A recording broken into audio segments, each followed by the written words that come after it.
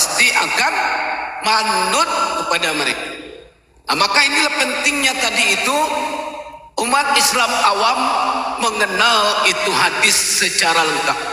Nah, jangan kemudian entah apa saja disebut orang, wah ada hadis dari Bukhari ini segala macam. Nah, kita percaya saja, itu bodoh umat Islam yang kayak gitu.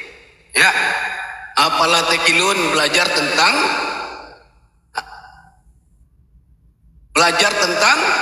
hadis, belajar tentang Al-Quran.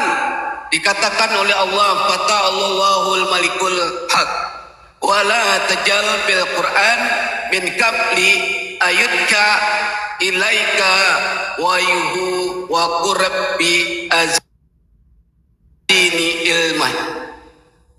Maka dikatakan oleh Allah, maka maha tinggi Allah Raja yang sebenar-benarnya, dan janganlah kamu tergesa-gesa membaca Al-Quran sebelum disempurnakan pewahyuan kepadamu. Dan katakanlah, ya Tuhanku, tambahkanlah kepadaku ilmu pengetahuan. Kita berdoa kepada Allah, ya. Bahkan Allah mengatakan secara tegas, berdoalah kepadaku, ya, supaya kamu diberi pengetahuan. Maka akal tadi itu yang ada di kepala kita, ya, itu akan mencerna, diberikan ilham, diberikan pemikiran secara mendadak, apalagi ditambah dengan membaca, ditambah dengan belajar, maka otak tadi akan bertambah pintar. Nah, inilah yang dimaksud bahwa kita harus sebagai seorang muslim harus menjadi muslim yang cerdas, jangan muslim yang menerima saja. Apa dikatakan orang iya, apa yang disuruh orang iya, apa yang kemudian disampaikan orang iya, lupa kita mengkritik apakah yang disampaikan itu benar, apakah yang disampaikan itu berdalil, apakah yang kemudian diperintahkan itu sudah sesuai dengan syariat. Banyak itu yang lupa. Akhirnya apa? Memandang orang itu, mengkultuskan orang itu sebagai orang hebat, sebagai orang alim ulama, padahal isinya nol. Yang ada hujatan-hujatan saja, membawa perpecahan-perpecahan saja. Ya. Tetapi ketika ditanya tentang pengetahuan, tentang pelajaran dalam Islam, isinya nol. Nah, maka saudara-saudara, ya, ini anggota AUMI, keluarga AUMI, dan para penonton yang ada di bawah, jangan mau dipengaruhi. Oh, dia bergelar ini, dia bergelar itu, ya biarkan saja, nggak urusan sama saya, nggak urusan sama kita. Yang kita dengarkan dari dia itu bukan title, bukan posisi, bukan jabatan. Apa yang disampaikan? Apa yang disampaikan sudahkah sesuai dengan syariat Islam? Sudahkah sesuai dengan Al-Quran dan hadis? Jika sudah sesuai, maka boleh kita aminkan atau kita ikuti. Lah kadang-kadang dia tidak paham Al-Quran. Dia berdasarkan textbook, tetapi sudah coba kemudian menjabarkan secara akal. Memang di dalam Islam itu akal memang digunakan, tetapi untuk membahas pengetahuan di dalam Islam juga harus memakai atau didampingi oleh para guru. Nah, makanya banyak sekarang itu yang sesat, ya, menyalah-nyalahkan agama lain, ya, seakan-akan agama kita paling benar. Ada adab untuk menyampaikan, ada etika untuk menyampaikan. Jangan kemudian dihantam kromo saja, ya. Padahal di dalam Al-Quranul Karim Allah mengatakan apa? Janganlah kamu mencaci dan menghina sesembahan yang lain. Ditakutkan nanti mereka mencaci Allah melebihi batas, karena mereka tidak ada pengetahuan tentang itu. Jadi syiar itu harus ditempatkan di dalam rel yang benar.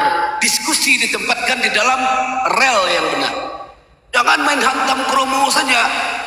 Ketika kemudian ditonton oleh orang banyak, ya, maka disebutkan saja semua.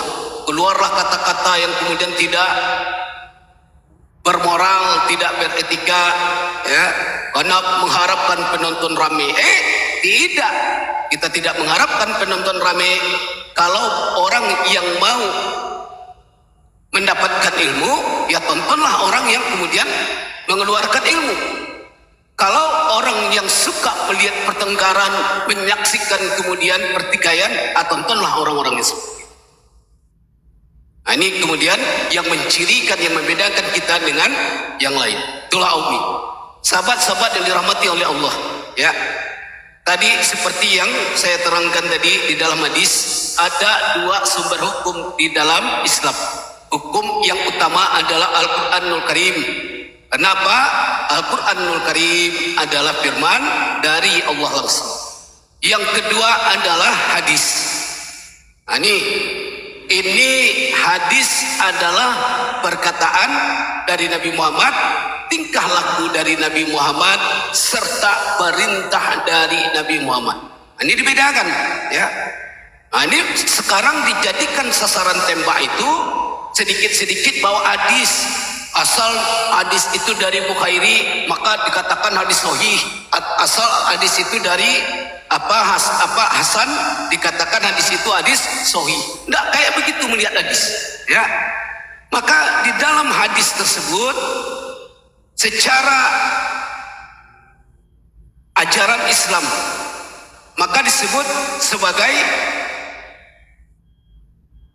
perluasan makna sehingga disinonimkan dengan sunnah. Nah, inilah kaitannya itu antara hadis dan sunnah. Nah, karena di dalam hadis itu juga ada perbuatan yang disebut sebagai sunnatullah. Nah, ini dia, ya. Dan kemudian secara struktur hadis terdiri dari dua komponen. Pertama adalah sanad dan isnad. Yang kedua adalah matan. Ingat, ada dua struktur komponen di dalam hadis. Pertama adalah sanad atau isnad. Yang kedua adalah matan. Ini harus diketahui dulu, ya. Nah, apa itu sanad atau isnad? Sanad artinya adalah rantai penutur, orang yang menuturkan. Nah, orang yang menuturkan itu tidak sembarangan, sudah. Harus diketahui dulu seluk-beluknya. Nah, nanti kita akan bahas itu. Yang kedua adalah matan, redaksi. Redaksi dari apa? Dari hadis tersebut. Nah, ini nanti akan kita jelaskan juga, ya. Di dalam Islam dijelaskan. Di dalam kajian-kajian Islam dijelaskan bahwa sanad ialah penuturan dari rawi. Sanad adalah rantai penutur dari rawi atau periwayat. Rawi itu periwayat. Periwayat apa? Periwayat hadis. Nah, rawi adalah masing-masing orang yang menyampaikan hadis tersebut, ya. Dan kemudian merupakan menjadi cikal bakal dari suatu sanad dari hadis. Nah, rawi adalah orang yang menceritakan hadis tersebut dan merupakan cikal bakal dari sanad hadis. Nah, maka kemudian harus kita ketahui lagi, ya, apa tentang rawi tersebut, ya. Dijelaskan syarat-syarat menjadi rawi atau orang yang menyampaikan suatu hadis. Pertama, bukan pendusta. Nih, ingat nih, orang yang menyampaikan hadis yang disebut sebagai rawi, pertama syaratnya bukan pendusta. Yang kedua, tidak banyak salahnya. Nah, ini jadi kalau ada Nabi Muhammad hadis yang kemudian menceritakan Nabi Muhammad yang penggauli bibinya segala macam, ini berarti tidak paham hadis dia. Nah, ingat, rawi adalah orang-orang menyampaikan satu hadis. Sifat-sifat perawi yang ideal, pertama bukan pendusta, yang kedua tidak banyak salah, yang ketiga teliti, yang keempat tidak fasik, yang kelima tidak dikenal sebagai orang yang ragu-ragu, Yang keenam, kuat ingatannya atau hafalannya. Ya. Yang ketujuh, tidak sering bertentangan dengan rawi-rawi yang kuat. Nah, nih. Jadi kalau ada misalnya nih hadis yang dirawikan oleh Bukhairi, ternyata hadis yang dirawikan oleh Bukhairi ini bertentangan dengan hadis dari Ahmad, hadis dari Muslim, maka itu tidak boleh dipakai. Ya. Yang lainnya adalah tidak sekurangnya dikenal oleh dua orang ahli hadis pada zaman. Jadi kalau ada satu hadis saja, ya, yang seperti hadis Hisam yang mengatakan Nabi Muhammad menikahi Aisyah pada umur 6 tahun dan berumah tangga pada umur 9 tahun. Ternyata rawinya cuma Hisam saja. Nah, ini di dalam konteks syarat jadi rawi tersebut gugur. Ya, karena ada keraguan-raguan dan kemudian ada berita yang bertentangan serta hanya Hisam saja yang merawikan hadis ini. Sementara syarat ideal jadi perawi itu sekurangnya dikenal oleh dua orang ahli hadis pada zaman. Ingat, sekurangnya dikenal oleh dua orang ahli hadis pada zaman. Jika satu saja, maka agak ragu-ragu kita. Nah, kalau ragu-ragu masuk pada syarat tadi jadi rawi. Tidak boleh ada keraguan-raguan. Ya. Kemudian dijelaskan lagi. Apa itu matan? Matan adalah redaksi dari hadis. Nih, ingat, kalau rawi adalah orang yang menuliskan hadis, kalau matan adalah redaksi dari hadis. Isi dari hadis itu disebut dengan matan. Ini dia. Ya. Nah, terkait dengan matan atau redaksi, maka perlu dicermati dalam memahami hadis. Pertama, ujung sanad sebagai sumber redaksi. Apakah berujung kepada Nabi Muhammad atau bukan? Yang kedua, matan itu sendiri dalam hubungannya dengan hadis lain yang lebih kuat sanadnya. Apakah ada yang melemahkan atau yang menguatkan? Selanjutnya dengan ayat Al-Quran, apakah ada yang bertolak belakang? Maka redaksinya hadis tadi itu harus dilihat dulu. Pertama, ini menyambung ke Rasulullah Sallallahu Alaihi Wasallam redaksi atau hadis tersebut.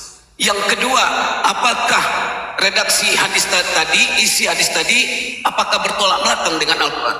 Jika bertolak belakang dengan Al-Quranul Karim, tidak boleh dipakai. Karena hukum yang pertama itu adalah Al-Quran. Oke, saudara-saudara yang dimuliakan oleh Allah. Berdasarkan klasifikasi hadis, maka dibagi menjadi 3 golongan. Apa saja dia? Hadis marfu, hadis yang kemudian mauquf, dan ketiga hadis maqtu'. Ini berdasarkan klasifikasi hadis ada 3. Hadis marfu. Nah, apa itu hadis marfu? Hadis yang sanadnya berujung langsung pada Nabi Muhammad Sallallahu Alaihi Wasallam. Ini hadis disebut hadis marfu. Ingat, hadis marfu adalah hadis yang sanadnya berujung langsung kepada Nabi Muhammad Sallallahu Alaihi Wasallam. Yang kedua, hadis mauquf adalah hadis yang sanadnya terhenti pada para sahabat. Ini ada kemudian hadis yang sanadnya terhenti kepada para sahabat saja, tidak sampai dia ke Rasulullah Sallallahu Alaihi Wasallam. Nah, jika hadis ini yang disebut sebagai hadis mauquf berhenti kepada sahabat saja, maka dilihat sahabat tadi. Maka melihatnya tadi berdasarkan klasifikasi dari rawi. Apakah sahabat itu adalah orang yang kuat ingatannya? Apakah kemudian hadisnya itu tidak bertentangan satu sama lain? Karena ini tidak ada berujung kepada Rasulullah, tetapi dia ada, dia ada. Kemudian yang lain adalah hadis maqtu', hadis yang sanadnya berujung kepada tabi'in atau sebawahnya. Ini hadis yang sanadnya berujung kepada tabi'in atau yang sederajat.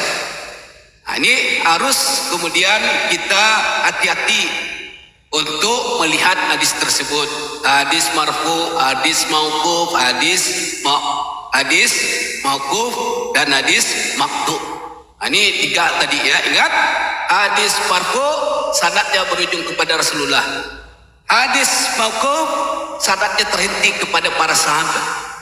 Hadis maqtu sanadnya hanya berhenti sampai kepada para tabi'in. Nah, ini yang kemudian yang banyak dipakai oleh para oten-oten, ya, itu adalah hadis-hadis dari maqtu yang sanadnya hanya terhenti sampai tabi'in dan mereka berkata apa? Oh, ini hadis sahih. Lah gobloknya itu dia, ya, karena tidak belajar. Datang pula yang muslim, mau pula kemudian meladeni orang goblok.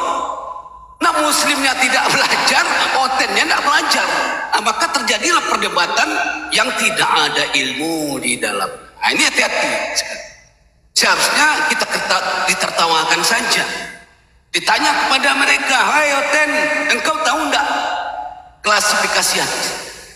Ada kemudian disebut hadis marfu, ada mauquf, ada yang kemudian disebut hadis maqtu. Yang mana engkau bicarakan? Harus tahu dulu, tanya itu dulu kepada mereka. Oh, saya bicara tentang hadis sahih. Sahih yang mana? Ya. Nah, itu dia. Jadi kita mainkan kecerdasan kita di dalam diskusi, sehingga otennya sadar, yang di bawah dapat pengetahuan. Jangan kemudian, oh itu hadis ini menjelaskan tentang itu. Padahal kita tidak tahu, kita cuma analisis saja. Maka pengetahuan itu harus klasifikasi hadis itu harus ada. Nah, berdasarkan klasifikasi hadis, ya, terbagi menjadi beberapa golongan, yaitu musnad, mursal, muqtadi, mu'allaq, nu'dal, dan mu'adalas. Nah, ini banyak sekali ini. Ada lagi klasifikasi yang lain. Nah, jadi bicara tentang hadis ini karena ini merupakan penyampaian dari manusia, maka untuk menguji keautentikan hadis itu sangat banyak sekali ilmu. Berbeda dengan Al-Quranul Karim. Siapa yang berani memalsukan Al-Quran? Tidak ada. Ya. Tapi kalau hadis ini bisa dipelintir, karena dia bukan Al-Quran, hanya penyampaian dari Nabi Muhammad SAW yang bisa diubah-ubah oleh manusia. Itulah yang membedakan antara hadis dengan Al-Quran. Al-Quran tidak ada yang bisa. Berkumpullah engkau, kumpulkanlah jin dan seluruh manusia untuk membuat satu ayat saja. Tidak akan bisa. Tapi kalau hadis bisa. Apalagi datang kemudian orang-orang yang salibis gila itu menciptakan hadis namanya hadis Maryam. Tak apa-apa aja hadis Maryam. Nah, jadi hadis musnad. Apa itu hadis musnad?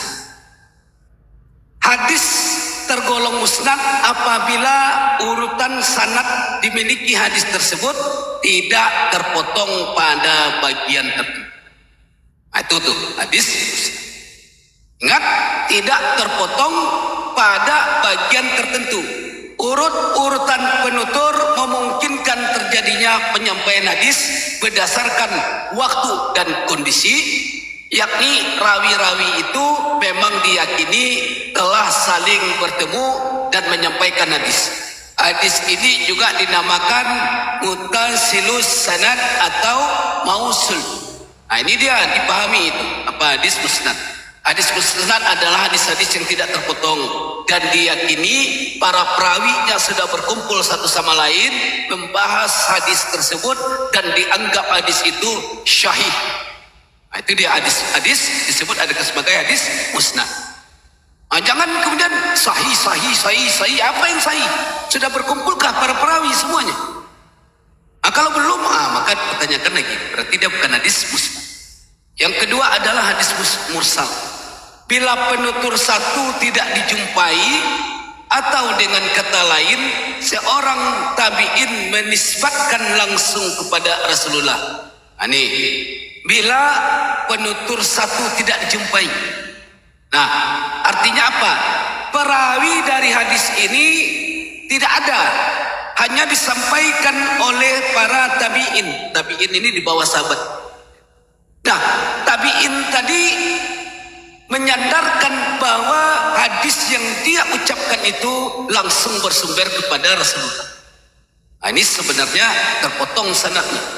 Harusnya tidak boleh terpotong, kalau hadis itu tidak boleh terpotong sanadnya. Maka disebut sebagai hadis mursal. Ya. Yang ketiga, hadis munqati.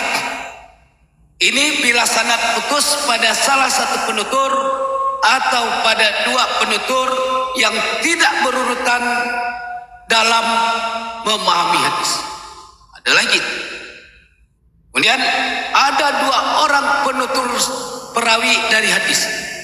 Dua orang perawi ini yang kemudian hidup di dalam zaman dan waktu yang berbeda. Nah, maka mereka menyampaikan hadis yang sama tapi waktunya berbeda. Mana yang mau dipegang?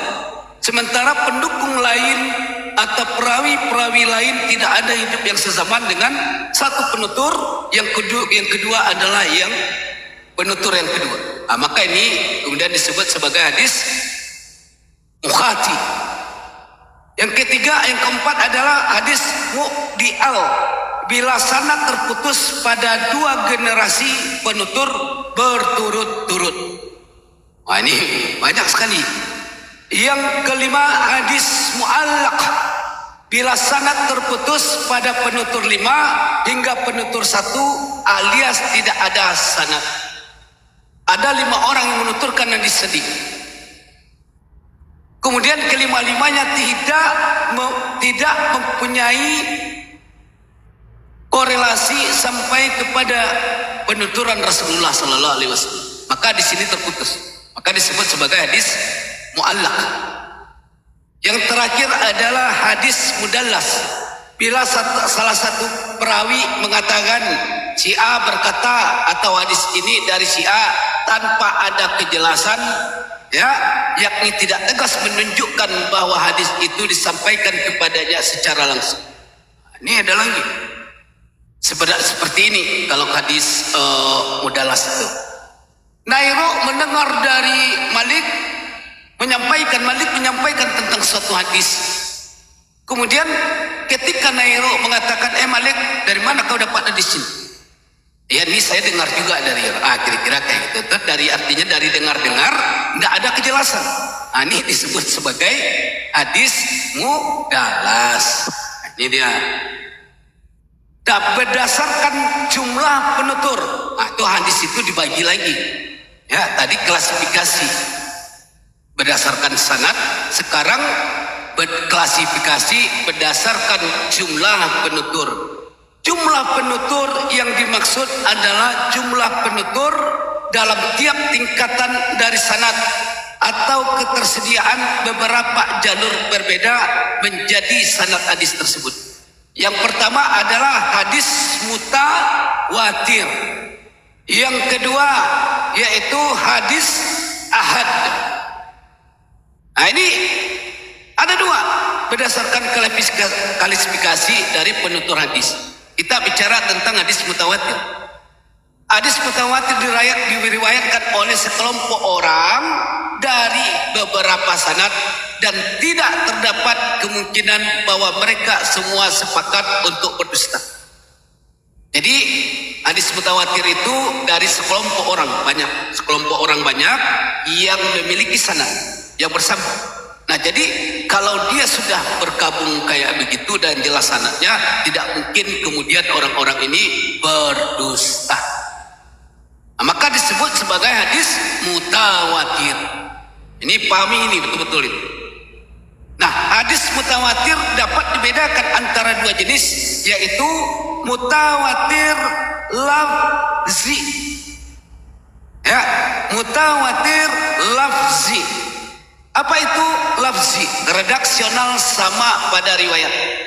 Jadi isi dari hadis itu sama dengan riwayat-riwayat yang dituturkan oleh para perawi lain. Nah, yang kedua hadis mutawatir maknawi. Pada redaksional terdapat perbedaan namun makna sama pada tiap riwayat. Redaksionalnya agak berbeda, tetapi riwayatnya atau makna dari isi hadis tersebut sesungguhnya sama. Maka itu diboleh. Ya. Nah, maka disebut ya sebagai hadis mutawatir. Yang kedua kita bicara tentang hadis ahad. Hadis ahad, hadis yang diriwayatkan oleh sekelompok orang namun tidak mencapai tingkatan mutawatir. Nah, ini hadis yang diriwayatkan oleh sekelompok orang tapi tidak mencapai tingkatan mutawatir. Nah, hadis ahad ini ada 3 jenis. Pertama adalah hadis gharib. Hadis gharib yaitu bila hanya terdapat pada satu jalur sanad. Yang kedua hadis aziz bila terdapat pada 2 jalur sanad. Yang ketiga hadis masyhur bila terdapat lebih dari 2 penutur atau rawi tadi. Nah, jadi ini berdasarkan klasifikasi jumlah penutur. Nah, berdasarkan klasifikasi tingkat keaslian hadis. Nah, ini ada lagi tingkat keaslian hadis. Ya, maka dia terbagi atas 4. Pertama adalah hadis sahih. Nah, apa itu hadis sahih? Hadis tingkatan tertinggi, ya, yang sanadnya bersambung.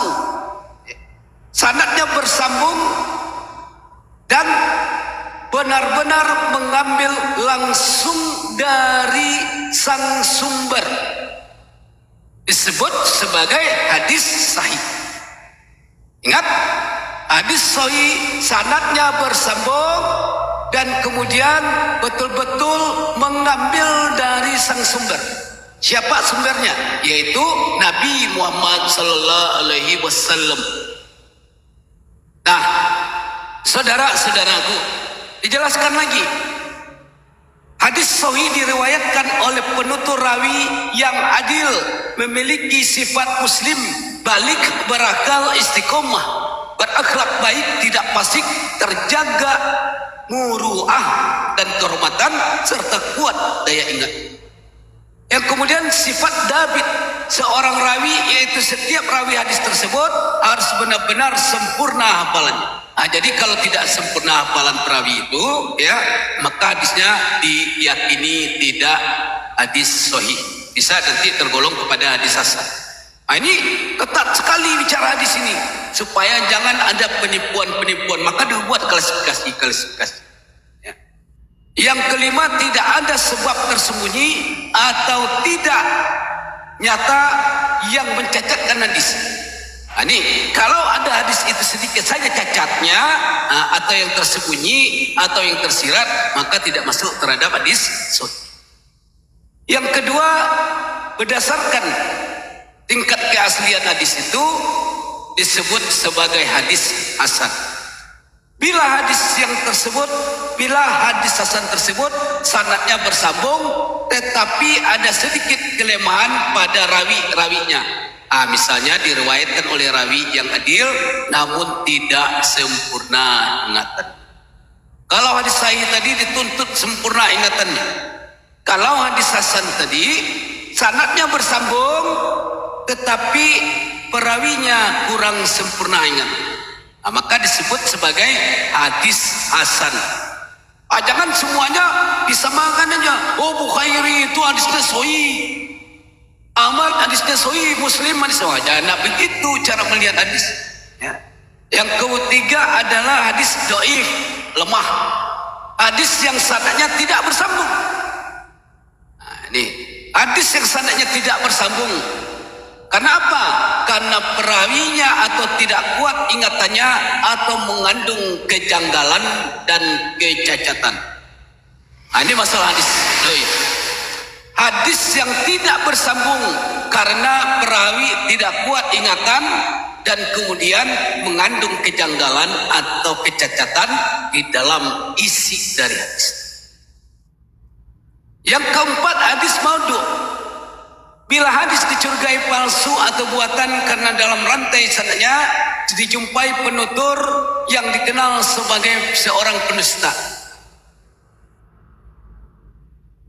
Kalau doif tadi, ini ingat nih, doif tadi, ya, doif itu tidak bersambung sanad, tapi belum tentu rawinya pendusta. Nah, ini yang membedakan sebagai dengan madhu. Kalau madhu ini hadisnya diungkapkan oleh rawi yang dianggap sebagai pendusta. Contohnya apa? Hadis Maryam. Tanya tuh kepada yang pembuat itu, siapa perawi? Udah gelagapan semua, mereka tercatut saja namanya sembarangan. Nah, ini mudah sekali sebenarnya kita menghantam itu kalau kita paham ilmu hadis. Nah, kemudian dijelaskan lagi, saudara-saudara, ya, sejarah perkembangan hadis ini mengalami periode-periode yang semakin kesini semakin banyak pelenceng, semakin banyak penyimpang. Tidak usah kita lihat secara global, kita lihat di TikTok saja banyak terjadi penyimpangan-penyimpangan hadis. Dengan gampangnya secara PDF mereka buat, ya, hadis itu, kemudian mereka tulis sahih, sahih, sahih. Sahih apa? Sahih kepalamu. Ya, belajar lagi itu hadis. Nah, ada kemudian orang yang tiba-tiba membuat hadis, ya, dia bikin saja PDF kayak gitu. Nabi Muhammad menjual anak kecil, Nabi Muhammad kemudian berhubungan intim dengan bibinya. Maka datang pula orang muslim, oh enggak begitu, itu kan sebenarnya begini. Ini muslimnya goblok. Tanya sama mereka klasifikasi hadisnya, tanya kepada mereka asli atau tidaknya hadis, ya. Malah yang terjadi apa? Kalau saya lihat di dalam kemal debat, si muslimnya terbawa pancingan tadi. Akhirnya kontok-kontokan lah mereka berdua, kan? Yang satu tidak mengerti, yang satu lagi tidak mengerti. Jadi debatku sih. Itu dia. Ini sengaja dimainkan oleh orang-orang yang benci kepada Islam. Ada kemudian datang pula nih orang-orang fasik. Oh, di dalam Islam itu boleh berhubungan intim dengan binatang. Otakmu di mana? Maka kemudian kita masuk ke dalam klasifikasi hadis tadi. Kalau hadis itu cuma satu yang memperawikan, maka dia tidak dianggap sebagai hadis yang sah. Yang kedua, hadis tersebut bertentangan dengan hadis lain, tidak dipakai. Nah, ingat tadi yang pertama kita bahas. Nah, ada lagi muslim terpancing lagi. Oh, dia kan itu begini karena udah ditekan oleh Oten. Oh, ini hadis ini sahih karena dari air muslim. Udah langsunglah siapa debater muslimnya langsung terperanjat. Kemudian dikatakan mau menolak, nanti tiba-tiba Oten datang lagi berkata, apakah engkau lebih hebat dari HR Muslim sehingga engkau menolak hadis ini? Apakah ilmu agamamu lebih hebat dari HR Muslim sehingga engkau menolak hadis ini? Gemetarlah si debater Muslim. Padahal kita bisa menjelaskan secara literasi, secara ilmu kita dari mana HR Muslim mendapatkan hadis ini, termasuk dalam klasifikasi mana hadis ini. Kemudian jika bertentangan dengan hadis-hadis dan dari perawi-perawi lain, maka sesungguhnya di dalam Islam hadis ini tidak dipakai, baik diucapkan oleh Bukhari, baik diucapkan oleh Akhir Muslim, baik diucapkan oleh Akhir Ahmad. Jika bertentangan dengan perawi lain, jika bertentangan dengan Al-Quran, maka dia tidak dipakai. Oh, berarti ilmumu lebih hebat, betul? Karena kita berpegang teguh kepada Al-Quranul Karim, di mana di dalam Al-Quran ayat yang mengatakan bahwa manusia berhubungan intim dengan binatang dihalalkan. Tidak ada. Maka hadis itu siapapun walau dia Bukhari segala macam tertolak dia secara langsung. Karena hukum yang pertama kita pakai itu adalah di dalam Al-Quranul Karim. Ingat klasifikasi tadi, jika bertentangan dengan ayat-ayat Al-Quran, siapapun dia, maka hadis tidak bisa digunakan. Nggak mungkin ada manusia yang lebih hebat daripada Tuhan. Nggak mungkin. Apalagi cuma seorang rawi, seorang periwayat. Masa bisa mengalahkan Tuhan? Nah, ini gunakan otak pikiran kita. Maka jangan terpancing oleh orang-orang salibis yang mengajak kita mengacaukan pemikiran-pemikiran kita tentang hadis. Saudara-saudara Aumi dan penonton yang dimuliakan oleh Allah SWT, di dalam perkembangan hadis tadi pada masa Khulafaur Rasyidin, ya, periode ini membatasi, ya, tentang riwayat hadis. Dalam praktiknya ada dua sahabat yang meriwayatkan hadis, yakni dengan lafaz asli, yaitu menurut lafaz yang mereka terima dari Nabi. Yang kedua dengan maknanya saja. Mereka yang meriwayatkan maknanya karena tidak hafal lafaznya. Yang ketiga, pada masa ini Khalifah Umar mempunyai gagasan untuk membukukan hadis. Namun maksud tersebut diurungkan setelah beliau melakukan sholat istikharah. Ada dulu supaya hadis-hadis ini tidak palsu di zaman para sahabat Khulafaur Rasyidin. Maka kemudian ada 3 cara melihat autentik atau tidaknya suatu hadis. Pertama, dengan lafaz asli. Nah, kalau tidak dengan lafaz asli maka tidak terima hadis. Yang kedua, jika tidak hafal lafaz asli, maka maknanya saja cukup.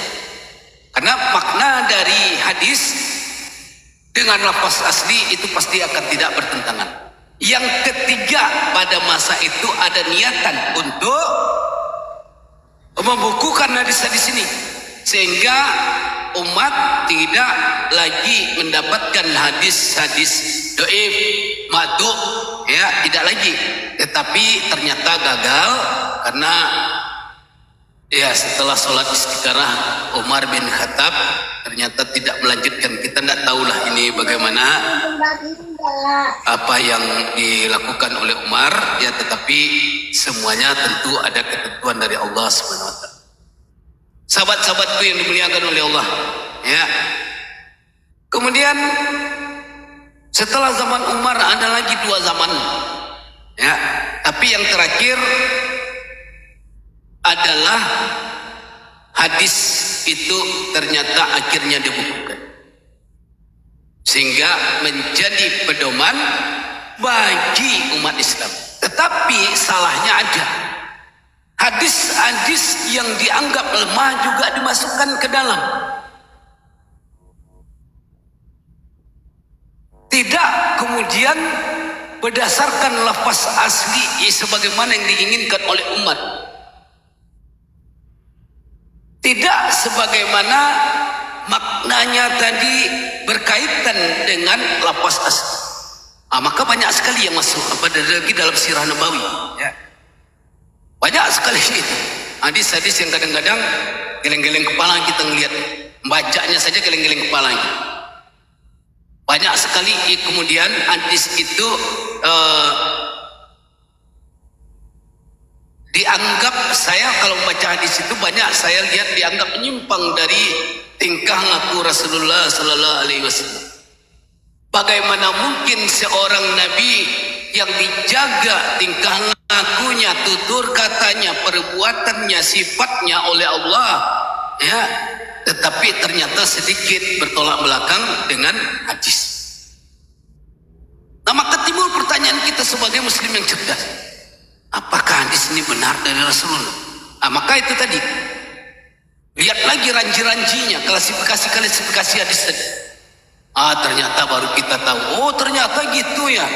Oh, ini tidak masuk ke dalam hadis klasifikasi hadis yang betul. Ini tidak termasuk ke dalam rawi-rawi yang benar.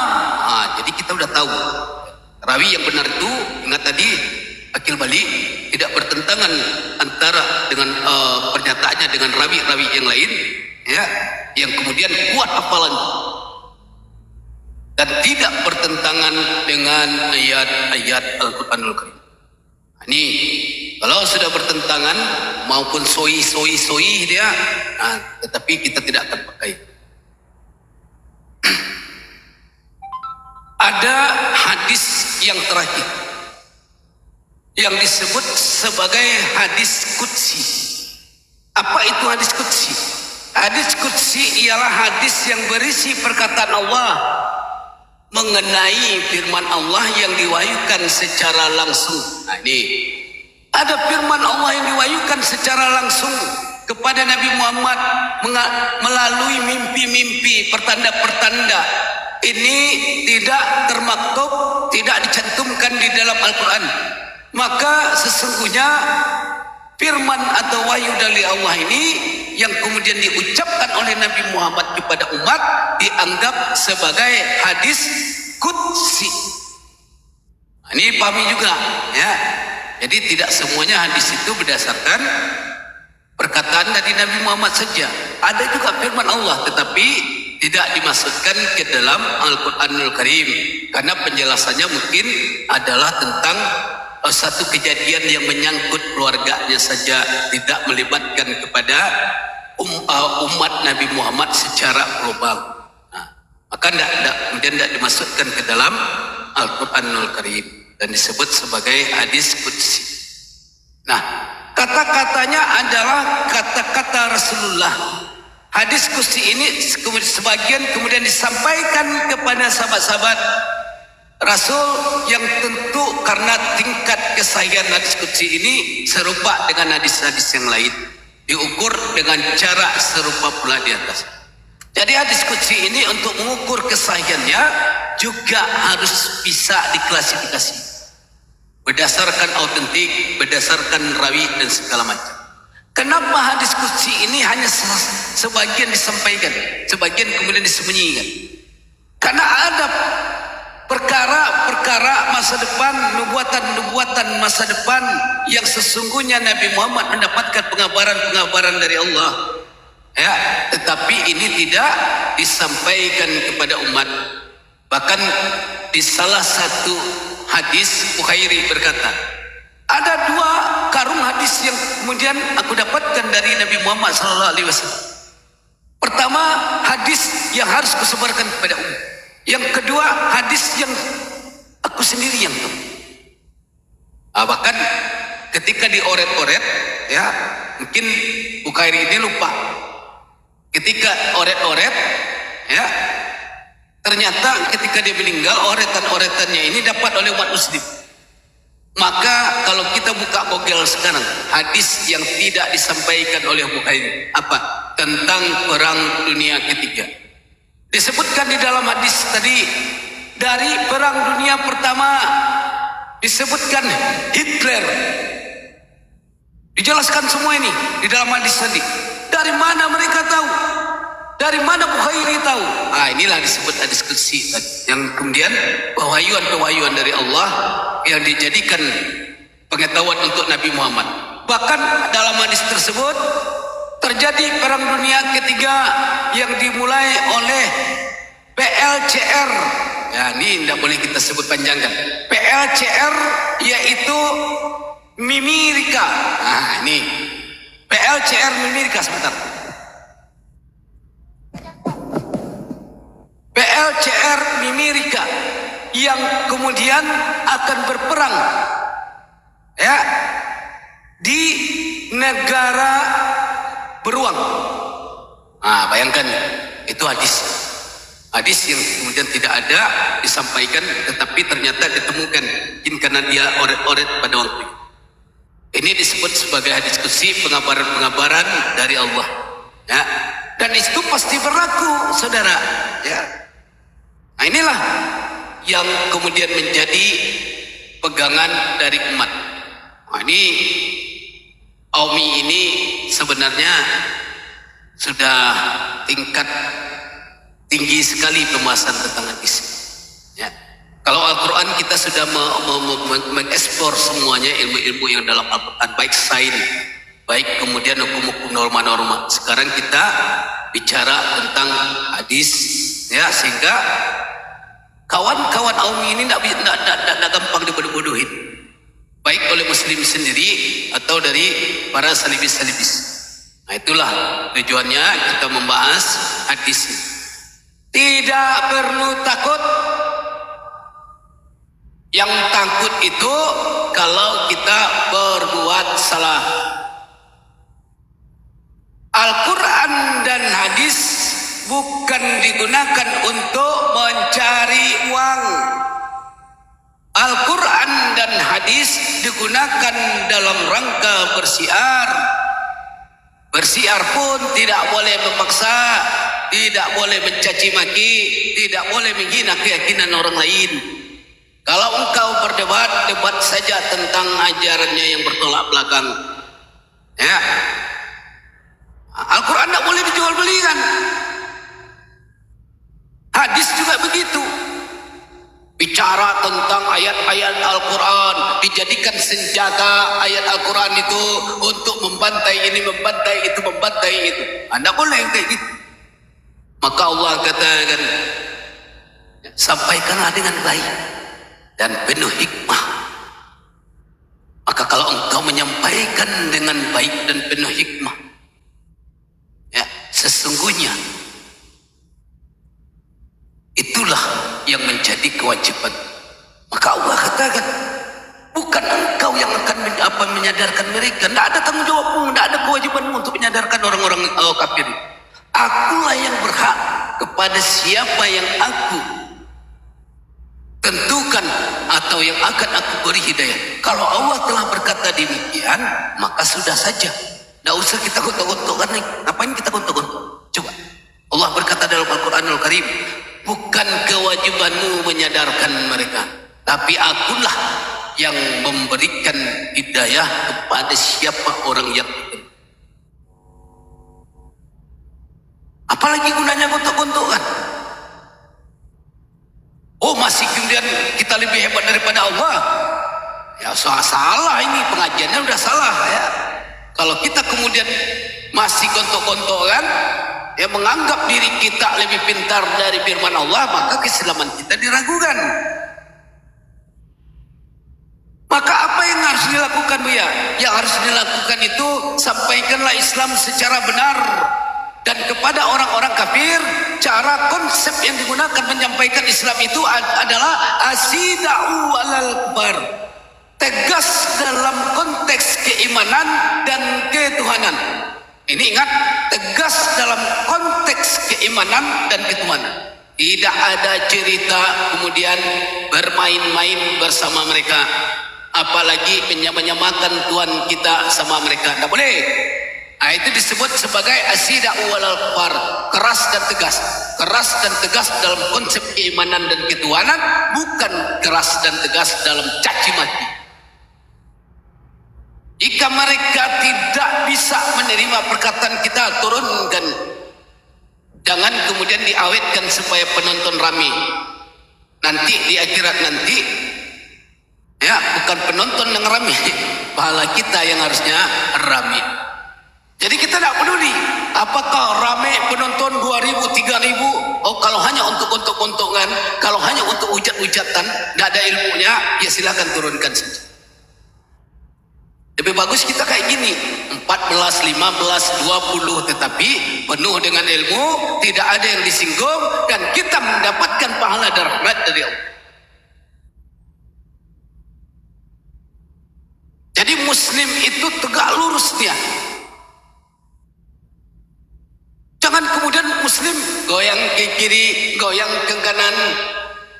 Oh, karena memandang ini orang terkenal di dalam debater muslim, kita ikut ke sana juga. Padahal salah tadi. Ya, enak boleh.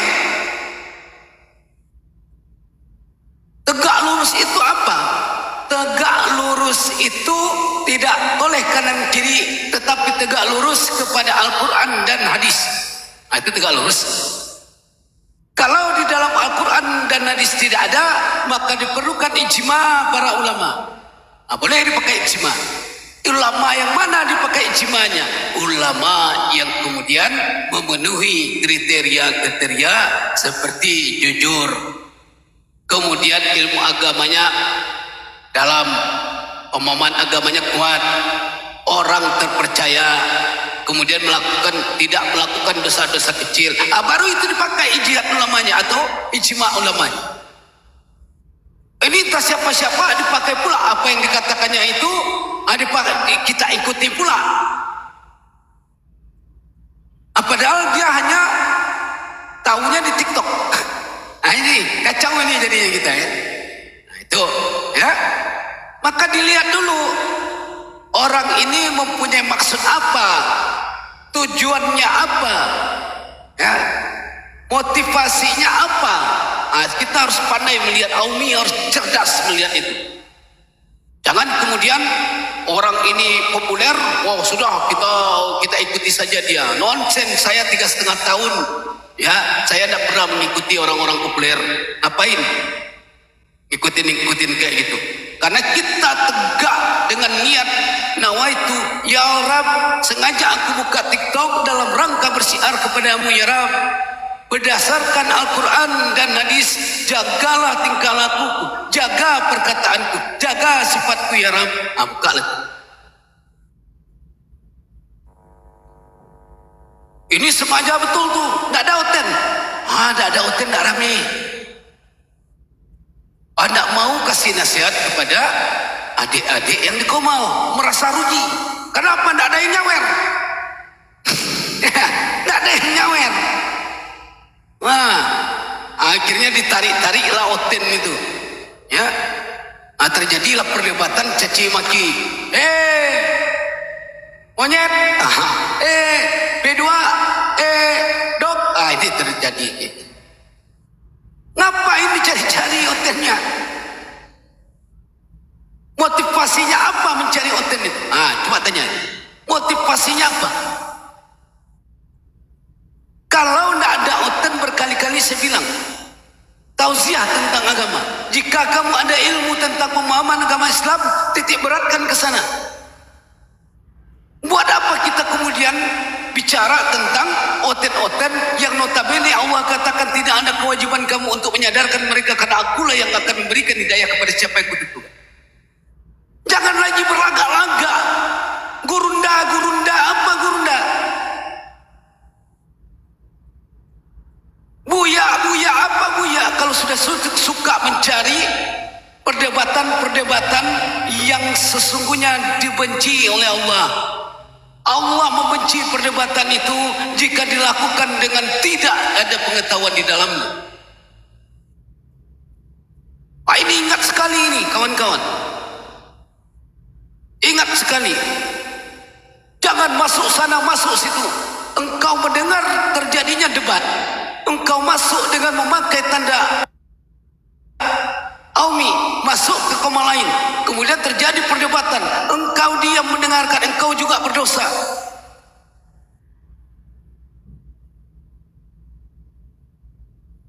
Enak sekali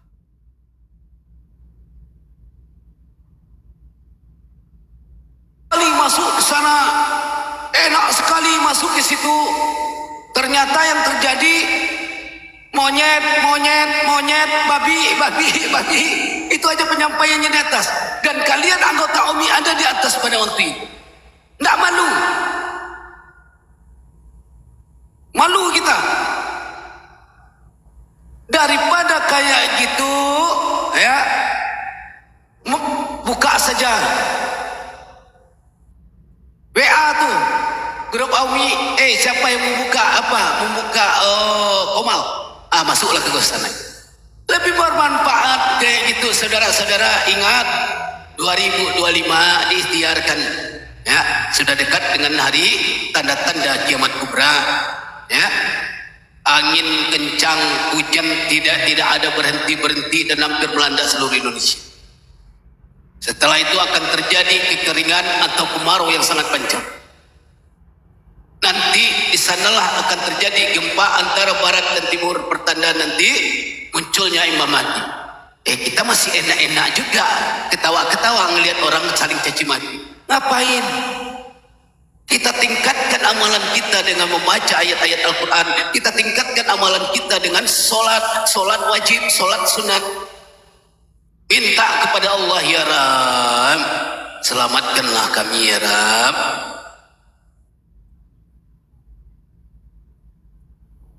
Setelah sholat isya, mainlah sebentar. Setelah itu tidurkan 1 jam 2 jam. Bangun jam 1, sholat tahajud, sholat hajat. Setelah itu baca Al-Quran. Malam itu, tengah malam, sepertiga malam itu, membaca Al-Quran itu seperti mencuci jiwa dan roh. Adem sekali. Tidur lagi setelah itu 1 jam. Nanti sholat subuh. Setelah sholat subuh tidur lagi, jam 8 engkau berangkat bekerja. Orang yang sering sholat itu, ya, mereka akan merasakan, baru sholat zuhur udah datang lagi asar. Sedemikian cepatnya waktu itu, gak terasa itu. Udah sholat asar, maghrib lagi.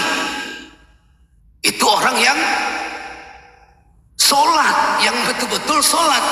Orang yang tidak sholat, Allahu Akbar, Allahu Akbar, asik juga lah. Debat. Saya ini waktu sakit selama 2 minggu ya, perputaran waktu untuk sholat itu sangat cepat sekali. Baru sekedipan duduk baca-baca itu buku-buku agama itu, Allahu Akbar, Allahu Akbar, udah asar. Main TikTok sebentar, lihat-lihat, tiba-tiba Allahu Akbar, Allahu Akbar. Wah, kencang sekali waktu itu, saudara. Sementara kita lalai. Coba engkau perhatikan perputaran waktu pada zaman dulu dengan zaman sekarang ini jauh berbeda. Tanda apa? Tanda rotasi bumi itu semakin kencang. Putaran bumi itu semakin kuat. Nah, sama dengan orang bercinta. Ini orang bercinta kalau sudah hampir klimaks, apa yang terjadi? Meletus. Demikian juga dengan putaran waktu hampir klimaks. Kalau sudah dia klimaks, apa yang terjadi? Kiamat maka banyak-banyaklah sholat. Banyak sholat. Nanti ditanya sama malaikat, Malik, apa kerjamu Malik? Aku membaca buku-buku agama. Malaikat, aku menggunakan uangku untuk membeli buku-buku agama. Aku menggunakan waktuku untuk berjuang di AUMI dalam rangka syiar. Sudah Malik, kau tidurlah sampai nanti kiamat datang. Nairo, apa kerjamu Nairo? Aku menemani istriku berjualan, jihad fisabilillah, ya, untuk membuat AUMI supaya kuat ekonomi dari AUMI. Itu tuh, tidurlah sampai nanti hari kiamat. Abu, apa kerjamu Abu? Aku sibuk gangguin cewek saja. Aku sibuk, tidak bisa berdusta saudara. Tidak bisa berdusta, percayalah nanti, cobalah mati.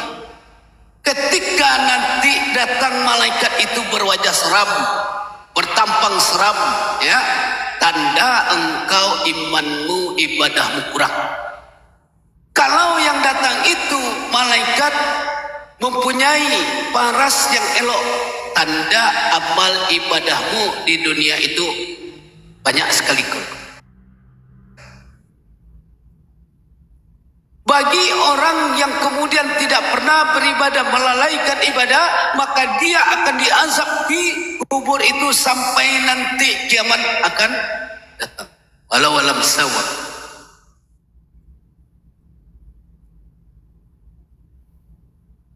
Jadi buatlah hal-hal yang baik-baik, ya. Apalagi sudah ada jembatannya. Apa jembatannya? AUMI. Akidah Ukhuwah Muslim Indonesia. Ada permasalahan, kita bahas sama-sama. Ada kemudian persoalan, mari kita cari jalan keluarnya sama-sama. Ada yang tidak tahu tentang agama, tidak usah malu-malu. Itu gunanya Aumi tadi, ada kaderisasi. Buya, saya tidak paham ini Buya. Oke, kita jelaskan. Buya, mana ayat-ayat tentang ini Buya ini? Ya.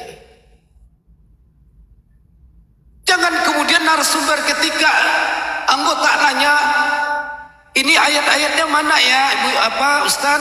Kita diam saja. Anda boleh ya, melalaikan anggota ketika Anda ditunjuk sebagai seorang yang kemudian dituakan, dianggap sebagai orang yang berilmu.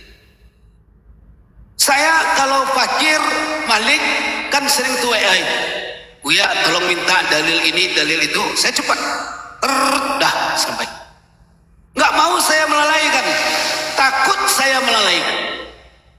Karena waktu itu kosong. Saya tidak punya dalih untuk melalaikan sesuatu yang bisa saya kerjakan. Nanti ditanya sama Malik. RR, ketika anggotamu menanya, engkau sudah berikan. Sudah, malaikat. Bisa bertanya kepada yang bersangkutan. Udah, berarti itu amal jariah.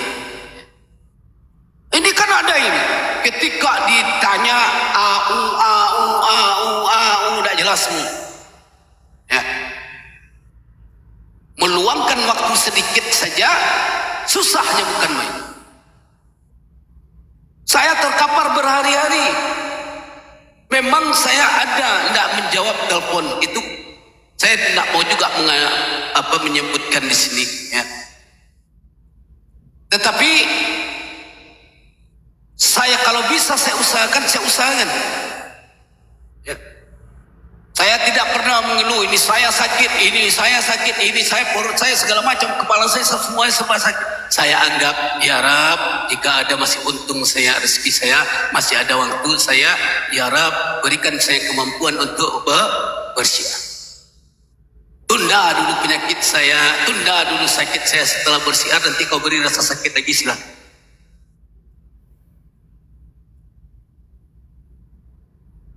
Tidak apa-apa.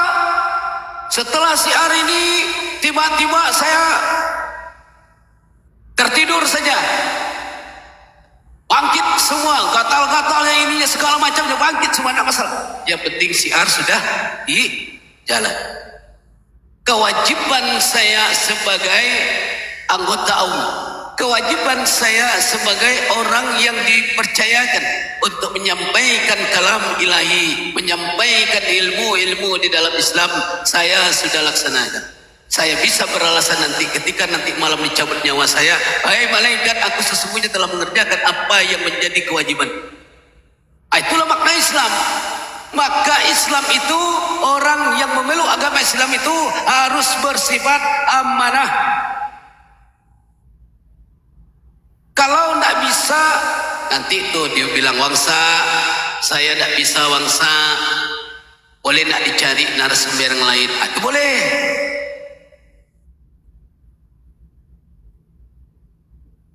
Ketika diminta, tolong datang di keluarga Umi, tidak bisa saya repot, tidak tahu di tempat lain dia ada. Sakit hatimu apa ke Umi ini? Umi ini tidak pernah cari masalah, saudara-saudaraku. Kalau engkau saja bisa mengkhianati tugas dan kewajibanmu, bagaimana dengan perlakuan kepada orang lain? Dirimu saja sudah kamu khianati, bagaimana dengan orang lain? Maka ini harus kita dudukkan betul-betul. Saya tidak memaksa Aumi, ya, tidak memaksa anggota Aumi harus terlalu patuh, tidak. Tetapi gunakanlah akalmu, gunakan kemudian hatimu. Kita telah terikat di dalam suatu struktur, maka kita melangkah hati-hati. Karena apa? Karena orang melihat Rere berarti orang melihat Aumi, orang melihat Yani berarti orang melihat Aumi, orang melihat Roni berarti orang melihat Aumi, orang melihat Malik berarti orang melihat Aumi. Maka kita jaga langkah kita dengan baik. Sehingga apa? Nanti terucap Aumi ini betul-betulnya, betul-betul orang-orangnya sopan semua, beretika semua, baik semua. Kita tidak minta dipuji, tetapi kita menjadi role model atau contoh untuk muslim-muslim yang lain. Kalau pujian itu hanya segini, tidak ada apa dipuji-puji, tidak dapat uang. Cari uang itu dengan bekerja, bukan dipuji-puji. Ya, enggak ingin kita dipuji. Kita ingin menjadi contoh. Nanti ketika ditanyakan, kau membentuk Aumi dalam rangka apa? Dalam rangka syiar. Apakah telah memberikan contoh yang baik? Sudah. Ayo sudah. Kalau kayak kau membentuk Aumi dalam rangka mencari popularitas supaya nama saya dikenal sebagai gurunda, supaya pemasukan saya banyak dari TikTok. Udahlah, kamuflase seperti itu, ya, itu nanti di hari penghakiman tidak bisa ngelak. Tangan akan berkata, mulut akan berkata, kaki akan berkata, semua akan bersaksi. Oh tidak, dia sesungguhnya hanya mengharapkan poin-poin, hanya mengharapkan kemudian uang-uang untuk menjebak orang, menginikan orang. Dia mengharapkan popularitas, dia tidak dalam rangka mengharapkan ridho dan rahmat dari Allah. Itu yang disebut sebagai role model. Makanya saya tekankan, Aumi tidak akan ikut campur di dalam pertikaian antara muslim dengan muslim. Tidak, jangan libatkan kami. Kau punya urusan, kau punya masalah, silakan kau bertabayun berdua. Aumi tidak terlibat. Aumi tidak bisa dibawa ke kanan, Aumi tidak bisa dibawa ke kiri. Siapa engkau kemudian menyeret-nyeret Aumi? Aumi mempunyai platform yang lurus, ya, syiar berdasarkan Al-Quran dan Hadis. Kalau kau ada masalah, ya sudah selesaikan.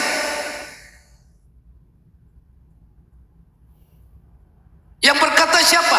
Aumi berkata secara sepakat. Bukan Malik sendiri yang berkata, bukan Bam Lawyer yang berkata, bukan RR yang berkata, bukan Ustaz Nurdin yang berkata. Aumi berkata. Kami tidak bisa ditarik ke kini, ditarik ke kanan. Kami tidak punya kepentingan. Kepentingan kami adalah syiar. Kepentingan kami terhadap anggota kami. Kepentingan kami terhadap umat muslim. Kalau engkau kemudian bertengkar hanya gara-gara popularitas, gara-gara kemudian hal-hal yang remeh-temeh, tidak menyangkut kepada keimanan, ya sudah kau urus saja. Ya. Tapi kalau sudah menyentuh, menghina Allah, menghina Rasulullah, menghina ayat-ayat suci Al-Quran, Aumi akan tegak balik. Karena kita adalah muslim, akidah ukhuwah muslim Indonesia. Jangan coba-coba mengganggu agama kita. Apapun tantangannya, apapun rintangannya, kita akan kirim orang-orang Aumi. Kalau sudah kemudian ada orang yang menghina Allah, menghina Rasulullah, dan mengajak kemudian untuk fight dengan debater muslim, kita bisa kirim Malik, kita bisa kirim Bang Pian, ya. Waduh, bukan dalam rangka untuk memperlihatkan kehebatan, tidak, dalam rangka ya amar ma'ruf nahi mungkar. Tapi kalau kemudian kita dijadikan pioner-pioner, umpan-umpan peluru untuk kepentingan orang-orang lain, oh sorry saja, masih ada saya yang kemudian menganalisis apa keinginan kalian, masih ada saya yang kemudian bisa mengetahui apa keinginan kalian, masih ada kemudian penasihat pimpinan kita mengetahui apa muslihat-muslihat yang terjadi. Tak sebodoh itu kita. Kami punya intel, kami punya pengawas-pengawas, kami punya kemudian pimpinan-pimpinan, kami punya penasihat-penasihat. Berarti berjenjang semuanya. Jadi ingat kepada yang di beranda yang menonton, ya, kami tidak akan bisa digeser ke kiri, digeser ke kanan. Tidak. Kami tegak lurus dalam syiar yang benar berdasarkan Al-Quran dan hadis. Kami tidak punya kepentingan terhadap yang lain. Kami tidak dalam rangka mencari kekayaan di TikTok. Kalaupun usaha, kami usaha yang halal menjual produk. Bukan ngemis-ngemis, sawerlah kami. Kalau ada kemudian narasumber yang begitu di AUMI, keluar saja dari AUMI. Malu itu. Ngapain sawer-sawer kayak gitu? Minta sawer. Untuk meminta sawer itu, kemudian diadakan debat yang kemudian menjurus kepada caci maki. Mereka kemudian dinaikkan ke komal dan mereka kemudian menghina Allah dan Rasul. Kita ketawa-ketawa saja dengarnya. Allah kita dihina, Rasul kita dihina. Kita ketawa-ketawa. Sudah, oke, saya akan terangkan. Apa-apaan? Kalau dulu orang menghina Rasulullah itu, kalau dulu ya orang menghina Rasulullah langsung itu dicari sampai depan. Sekarang terang-terangan menghina Rasulullah. Si muslimnya dengar-dengar, sudah, oke, saya jelas. Apa-apaan kamu? Turunkan orang itulah gara-gara mengharapkan koin. Kalau kita di AUMI ada yang minat, turunkan langsung. Nah, ada cerita-cerita, tidak perlu kita koin. Mau nonton AUMI, ya silakan. Tidak mau, tidak apa-apa. Apain kita kekek?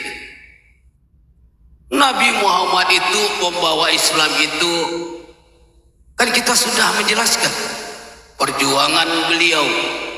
Bahkan ketika Fatimah meminta kepada Rasulullah, ya Rasulullah, namamu bersanding dengan nama Allah, doamu pasti dikabulkan oleh Allah. Mintalah kemudian tidak terjadi terhadap Hasan dan Husain kejadian kayak gini.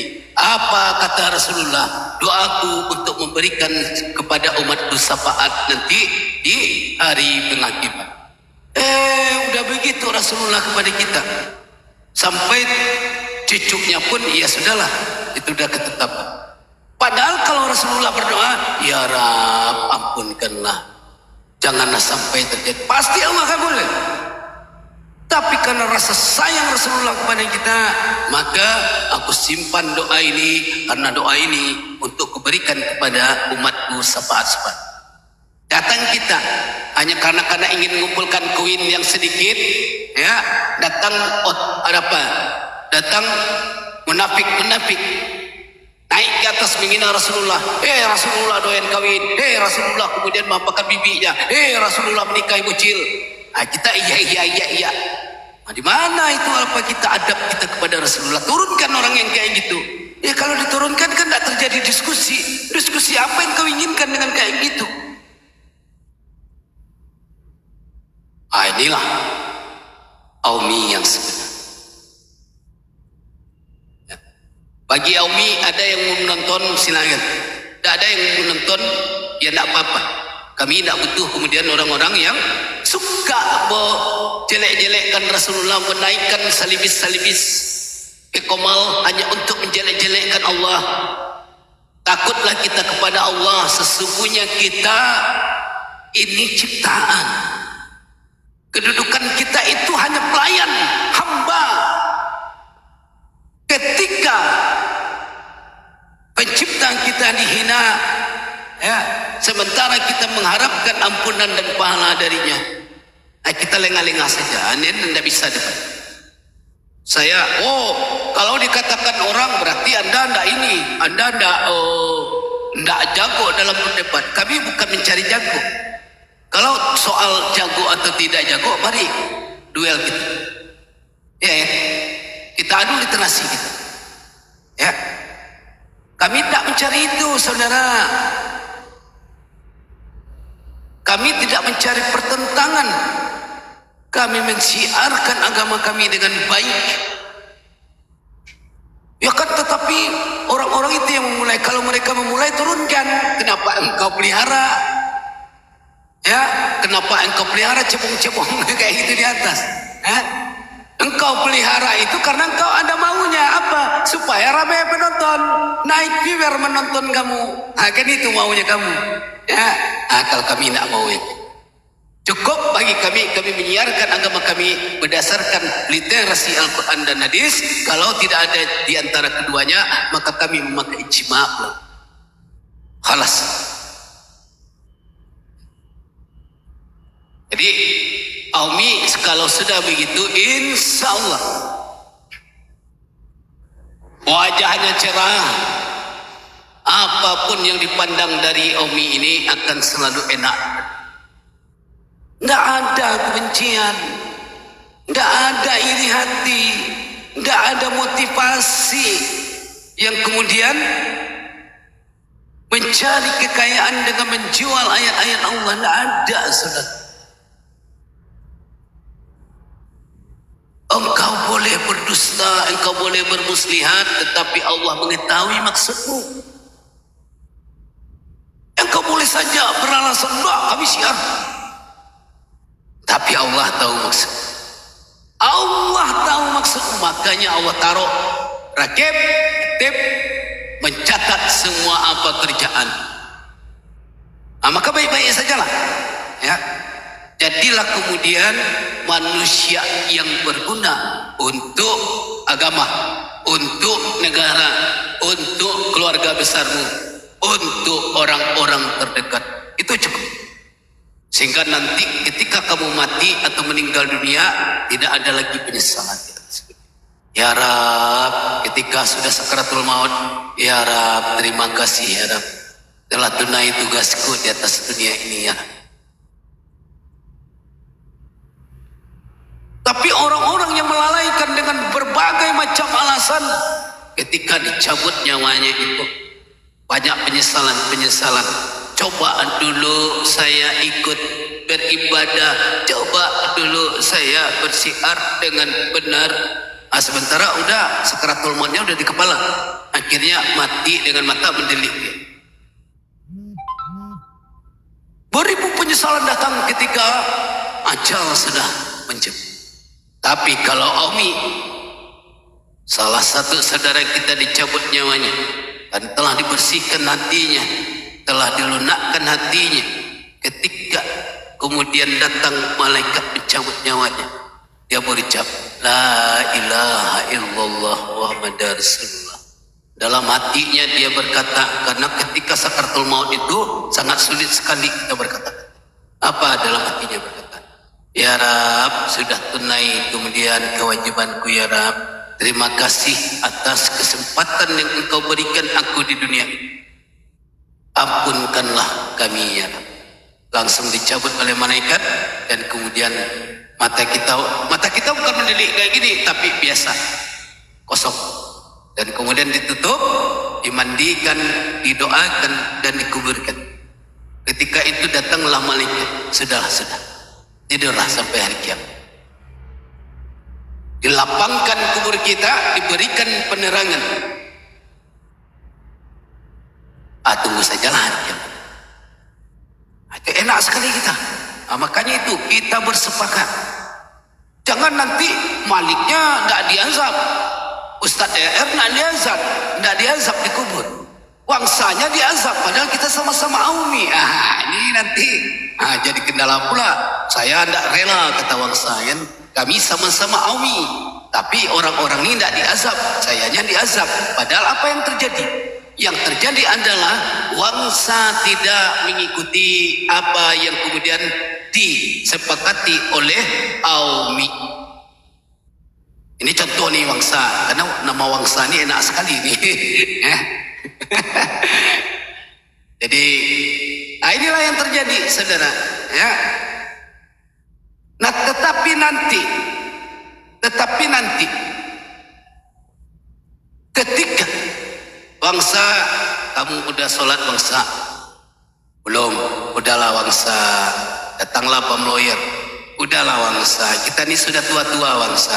Apalagi kita di organisasi kita ini kan berdasarkan akhlak, berdasarkan ukhuwah. Sudahlah engkau sholatlah bangsa. Biasakanlah sholat bagi bangsa. Sholatlah bangsa. Bamnya dapat pahala, bangsa dapat pahala. Itulah gunanya kita ada dalam satu kesatuan yang utuh di dalam Aumi Akidah Ukhuwah Muslim Indonesia. Bukan untuk menyesatkan anggota, bukan dalam rangka mencari-cari uang dari anggota, tetapi bagaimana sama-sama meningkatkan ibadah kita kepada Allah. Nih, sama-sama meningkatkan pembelajaran dan pengetahuan kita terhadap Al-Quran, sehingga kita menjadi muslim yang cerdas, muslim yang tidak bisa kemudian dipengaruhi dengan semena-mena oleh orang. Saudara-saudara yang dimuliakan oleh Allah, saya bersyukur sekali ya mendapatkan kabar bahwa UMKM kita telah mulai menghasilkan. Sebentar lagi kita masuk kepada pembentukan koperasi. Alhamdulillah, semua yang kemudian kita sepakati dikabulkan dan diijabah oleh Allah dengan cepat. Karena apa? Karena tidak ada niat busuk kita. Baru membuka UMKM sudah ada jual beli. Baru membuka UMKM sudah ada orderan. KTA sudah disebarkan semua oleh ketua kita Wangsa. Sudah semua. Kita ucapkan dan apresiasi Wangsa karena kesana kemari buat ini packing itu ya. Inilah kita ucapkan terima kasih dan kita beri aplaus kepada Wangsa, ketua yang betul-betul militan ya, mengirimkan kartu anggota kepada anggota-anggota OMI yang tersebar di seluruh Indonesia dan di luar negeri. Bayangkan, ada yang dikirim oleh Wangsa ke Australia, ada yang dikirim oleh Wangsa ke Malaysia. Tapi semuanya mudah. Kenapa? Karena tidak ada keterpaksaan di dalam OMI. Semuanya bekerja berdasarkan keikhlasan dan mengharapkan ridho dan rahmat dari Allah. Kalau orang ada yang tersinggung, sedikit tersinggung keluar, sedikit yang tersinggung keluar, percayalah mereka itu tidak mengharapkan ridho dari Allah. Ada maksud tertentu mereka masuk ke dalam Allah. Nah, kita kalau yang kayak gitu silakan keluar dari Allah. Ya. Dari pertama kita sudah bilang, AUMI adalah keluarga besar. Jangan ada masalah dibawa ke dalam hati dan kemudian tiba-tiba memutuskan tali silaturahmi. Engkau bicara tentang ukhuwah, ternyata tali silaturahmi engkau putuskan dengan keluar dari Allah. Apa itu ukhuwah? Maka kalau ada yang tidak senang, marilah pembinanya ada, ya, penasehat ada, petugas pengawas ada. Pembina, saya ada yang mau dibilang. Apa tuh? Ini saya tidak merasa tidak senang dengan ini. Maka kita cari jalan.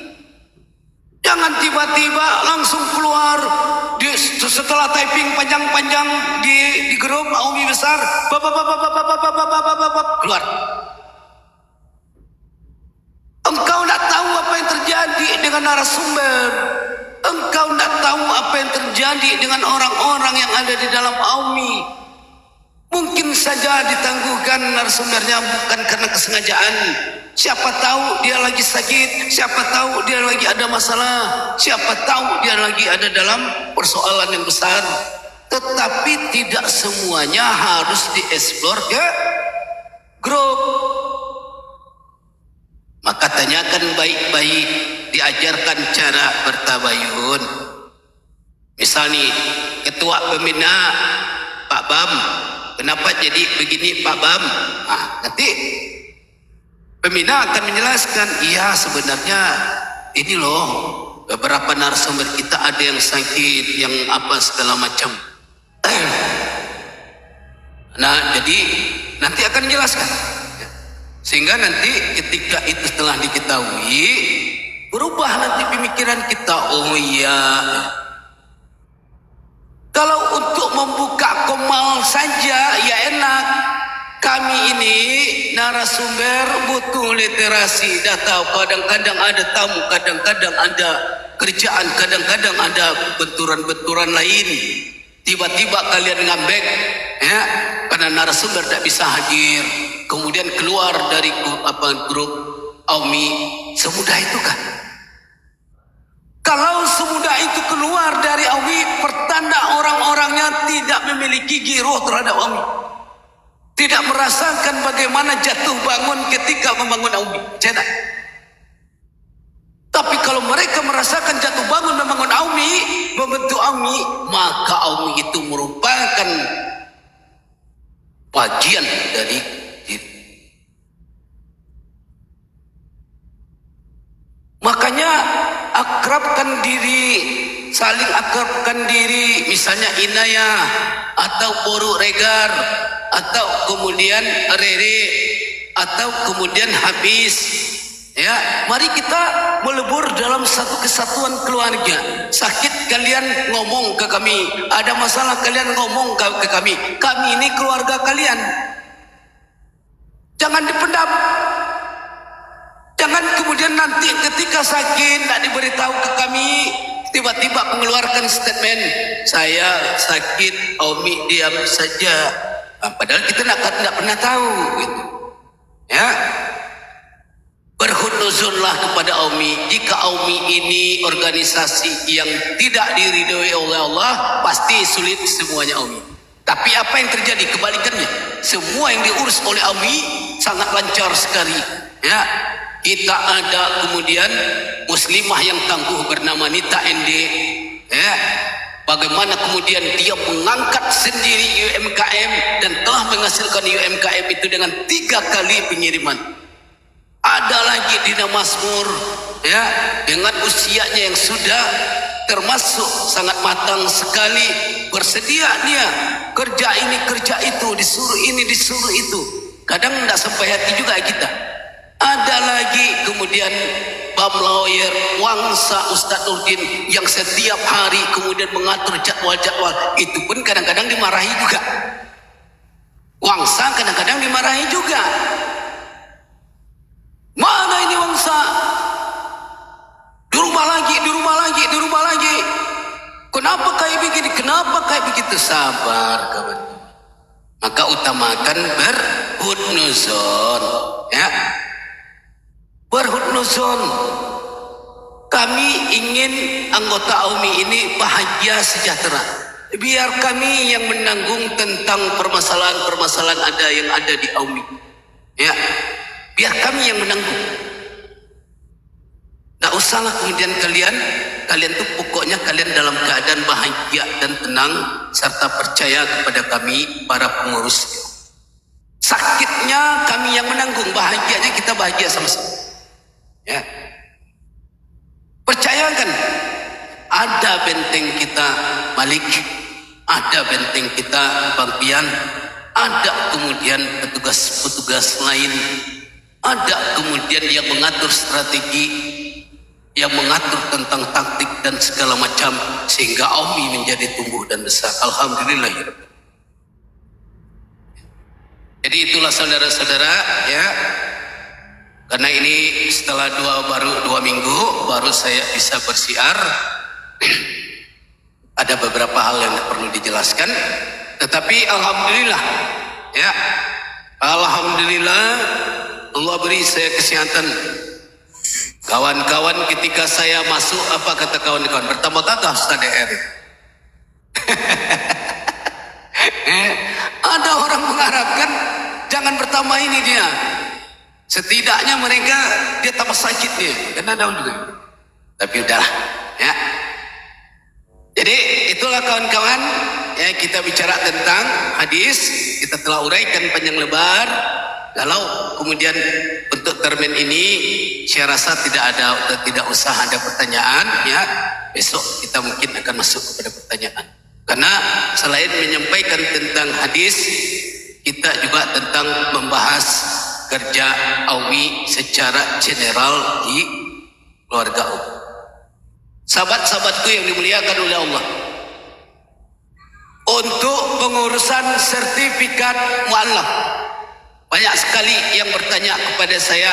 Maka kami AUMI kita bersepakat ada 5 aturan main untuk mengeluarkan sertifikat mu'alaf. Pertama, meminta KTP si mu'alaf. Setelah tahu ujung pangkalnya ternyata dia Kristen, baru kemudian kita masukkan ke Komal AUMI untuk dimu'alafkan. Ustadz yang dipanggil untuk memu'alafkan, kita udah tersedia ustadz yang memu'alafkan. Ada Roni, ada kemudian Ustadz Nurdin, dan juga ada saya ya yang bisa memu'alafkan. Yang keempat, mengisi formulir untuk sertifikat mu'alaf. Yang kelima, ketika memu'alafkan itu, orang yang memu'alafkan harus on cam, orang yang dimu'alafkan harus on cam. Biar kita bisa mencocokkan dengan KTP-nya apakah serupa apa. Ini jadi diingat saudara-saudara ya, menjadi sandaran bagi kita semua supaya tidak ada lagi pertanyaan yang kemudian tidak mematuhi aturan-aturan tetapi dipaksakan. Ini tidak usah lagi dibicarakan itu. Kita fokus kepada aturan yang dibuatkan oleh AUMI tentang sertifikat mu'alaf. Sudah bisa, saya bilang sudah bisa. Orang yang kemudian mu'alaf melalui keluarga AUMI dan mengikuti aturan main, AUMI sudah bisa membuatkan sertifikat mu'alaf. Ya, ini perjuangan dari Ustadz Nurdin, kita kasih aplaus. Ya. Jadi semuanya telah Allah kabulkan. Kita dulu berpikir, gimana ya cara membuat sertifikat mu'alaf nanti kalau ada orang mu'alaf dari AUMI. Udah dikerjakan oleh Ustadz Nurdin. Ini apa lagi? Nikmat mana lagi yang kamu ingkari? UMKM juga dibantu oleh Ustadz Nurdin, juga dibantu oleh Nairo.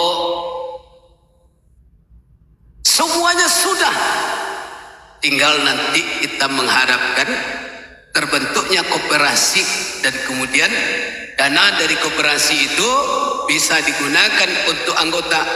Contoh, ada duit 3 juta, 4 juta, ada yang kemudian meminjam 1 juta, batas paling tertinggi meminjam 1 juta. Nanti bertanya kepada bangsa, ketua, bolehkah saya pinjam 1 juta? Nanti bangsa akan bicara kepada pembina. Nanti digodok olah alasan dia. Oh ternyata untuk usaha. Maka dipinjamkan kepada anggota 1 juta. Nanti dibalikan juga 1 juta. Dalam jangka 1 bulan. Nah, sebulan berikutnya kita alihkan lagi kepada anggota, dipinjamkan lagi kepada anggota yang belum mendapatkan supaya bisa mereka membangkitkan ekonomi usahanya. Wajib itu dibalikan 1 juta, nanti berputar itu, ya, berputar sehingga di 54 anggota mendapatkan keadilan yang sama, ya, sehingga ekonomi mereka bisa dibangkitkan. Kan ada bisa menjual es yang kemudian ya kalau es itu es yang macam-macam itu atau makanan-makanan lunak-lunak, makanan itu kan 1 juta itu udah banyak untungnya itu. Ini 1 bulan kita pinjamkan, ya, pakailah sehingga ekonomi dari keluarga AUMI betul-betul bangkit. Nanti mereka akan berkata, saya bersyukur masuk ke dalam organisasi AUMI. Kenapa? Ternyata tujuan dari AUMI itu sesuai dengan apa yang telah dicita-cita, memakmurkan anggota AUMI dari segi ekonomi. Ini dia, ya. Nah kalau mau pinjam-pinjam apa nanti Buya, saya nanti gimana Buya, saya ada rezeki, ada tanah, mau buka playgroup Muslim, mau buka SD Muslim, mau buka pesantren muslim, bolehkah saya pinjam akte dari Umi? Pakailah. Pakailah. Dengan catatan satu orang dari Umi itu harus ditugaskan di sana, digaji sebagai pengontrol, ya. Satu orang saja. Dan banyak tuh anggota Umi yang ada yang belum bekerja segala macam. Nanti kita akan. Oh, bagaimana dengan keuntungannya, Buya? Kalau kamu mau kemudian membagi 2,5% keuntungan dari sekolah kamu masuk ke Yayasan Umi, silakan. Kalau tidak, ya sudah.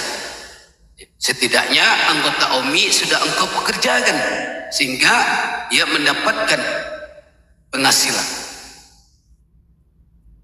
Nah, itulah Umi, ya saudara, ya. Bukan memanfaatkan kesempatan dalam kesempitan, bukan memperkaya diri sendiri, ya. Ngapain memperkaya diri sendiri, uang tak dibawa mati, ya. Barang siapa yang memudahkan orang lain, barang siapa yang memudahkan saudara muslim, ya maka Allah mudahkan kemudian segala urusan. Oke, sekian dulu. Wabillahi taufik wal hidayah. Wassalamualaikum warahmatullahi wabarakatuh. Waalaikumsalam warahmatullahi wabarakatuh. Iya. Dulu. Mantap. Nih, tepuk tangan. Kasih hapus dulu dong abang-abang, Ustaz. Ada mungkin dari Ustaz Nurdin tambahan. Ya. Kita berikan sepatah dua patah dari Ustaz Nurdin. Silakan Ustaz. Silakan Ustaz. Ustaz doang kiri. Ganteng kali on kita. Itu dia ganteng sekali. SS dong. Yani SS. Buka dulu mic-nya. Buka mic-nya Ustaz. Karena sudah dapat SK dari istri on cam, ya on cam. Masya Allah. Istri itu kan bisa lihat ternyata teman-teman papa ayah ini orangnya orang alim semua. Sudahlah Pak on cam. Itulah ya. Silakan Ustaz Nurdin. Ini tentang apa ini? Ya, saya hanya berpesan gini.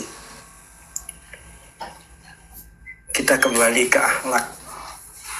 Innama buistu liutamima makarimal akhlak. Jadi baik segi pergaulan, baik segi diskusi lintas agama atau apa, itu utamakan akhlak. Karena ya kita kembali ke panutan kita Rasulullah Muhammad Sallallahu Alaihi Wasallam, yang didedikasikan itu adalah akhlaknya, bukan kepinterannya, bukan kepandaiannya, tapi akhlaknya. Sehingga apa? Pada waktu masyarakat Mekah jahiliyah itu bisa menerima itu karena akhlaknya. Sebagai contoh, begitu Rasulullah ngomong, apakah percaya kalau ini Rasul utusan Allah? Jelas masyarakat Mekah tidak percaya, tapi akhlaknya masyarakat Mekah percaya. Makanya saya pesan sama saudara-saudara anggota Umi, innama buistu liutamima makarimal akhlak. Itu saja, saudariku, Abuya, semuanya. Marilah kita berjuang dan ingat, ikhlas itu yang penting. Sekali lagi, ikhlas itu yang penting. Begitu dari saya. Assalamualaikum warahmatullahi wabarakatuh. Waalaikumsalam warahmatullahi Salam ta'ala. Jadi ada dua hal yang kita petik dari Ustaz Nurdin. Pertama adalah ikhlas, yang kedua adalah akhlak, akhlakul karimah. Bagaimana kemudian menjadi muslim yang baik, yang kemudian akhlaknya adalah akhlak yang baik sesuai dengan akhlaknya Rasulullah Sallallahu Alaihi Wasallam. Oke, saudara-saudara, mungkin dari Ustaz Roni ada yang mau disampaikan? Roni, Lanjut. Lanjut, lanjut. Atau dari ketua Aumi Wangsa, silakan. Ini hostnya kenapa ini malah ini rubuh nanti ini. Rere, Mau rubuh ini Pak Ustadz. aduh. Lanjut Ustadz. Saya tidak ada yang mau disampaikan. Oke, dari ketua pembina silakan, ada yang mau disampaikan ketua pembina. Mr. Bam Lawyer.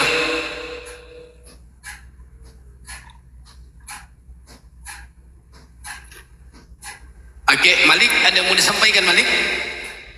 Berikan sepatah dua patah Malik, silakan. Bismillahirrahmanirrahim. Alhamdulillah. Terharu saya Ustaz malam ini di keluarga kita ini. Alhamdulillah ya Allah. Teringat saya perjalanan dari awal itu. Allahu Akbar. Jadi ya Alhamdulillah, sebagaimana yang dikatakan di dalam surah At-Taubah itu ya, apa yang sudah kita kerjakan di keluarga kita ini, allazina amanu wa hazzaru wa jahadu fisabilillahi bi anwalihim wa anfusihim ajamu darajatan indallah wa ulaika humul faizun. Orang-orang yang beriman dan berhijrah di jalan Allah dengan harta benda dan diri mereka adalah lebih tinggi derajatnya di sisi Allah, dan dialah orang yang mendapat kemenangan. Subhanallah. Jadi termasuk kita di dalamnya. Alhamdulillah.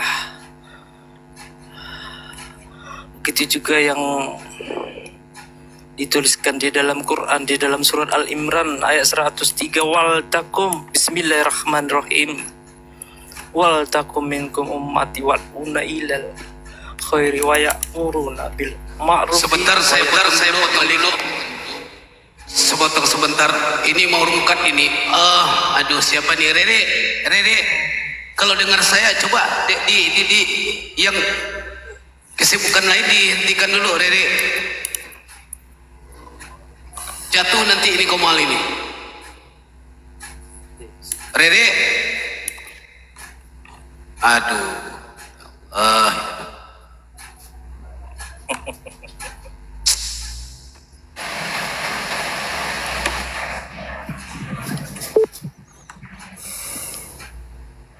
Coba kawan-kawan yang di bawah, coba di WA Rere-nya, coba dibantu kami ya. Coba ditelepon aja Rere-nya supaya dia. Oke, silakan lanjutkan Malik. Saya takutnya nanti tiba-tiba Malik ngomong langsung rungkat ini. Iya Ustaz, ya Alhamdulillah ya Allah. Iya, seperti yang di dalam Quran yang dituliskan juga, yang kita kerjakan, yang kita siarkan sampai hari ini, seperti yang tersurat di dalam surat Al-Imran ayat 103. Bismillahirrahmanirrahim. Wal taqum minkum ummati ya'una ilal khairi wa ya'muruna bil ma'rufi wa yanhauna 'anil munkar wa ulaika humul muflihun. Artinya, hendaklah ada di antara kamu segolongan orang yang menyeru kepada kebajikan, menyuruh yang makruf dan mencegah dari yang mungkar. Mereka itulah orang-orang yang beruntung. Jadi alhamdulillah kita adalah termasuk orang-orang yang di dalam itu. Dan semoga keluarga Kuaumi semuanya beserta jajarannya juga, abang-abang, ustadz semuanya, alhamdulillah menjadi gurunda saya di sini, menjadi panutan saya dan menjadi motivasi saya ke depan nanti, menjadi penyemangat saya di offline berdakwah, di offline kampung ke kampung. Ya, semoga kita juga semua yang ada di sini. Sorry, dipotong Bang Malik. Ini ada info dari Uni Rere, HP-nya lobet. Ya tinggal dicas saja kalau HP-nya lobet.